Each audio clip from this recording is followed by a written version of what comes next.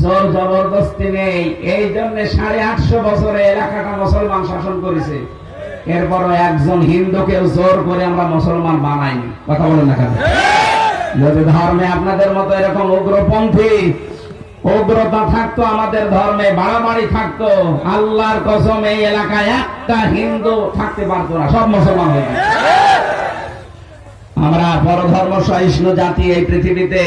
257টা রাষ্ট্রে এখন রেকর্ড বের হচ্ছে, সবচাইতে বেশি সাম্প্রদায়িক সম্প্রীতি নিয়ে মানুষ বাস করে বাংলাদেশে। গতকালকে পঞ্চগড়ের একজন আর ওই যে ঝিনাইদহ মাগুরা, এই 2 জেলার 2 মহিলা গেছে ইন্ডিয়াতে। ওরা হাতের চিকিৎসা করাবে এই জন্য গেছে।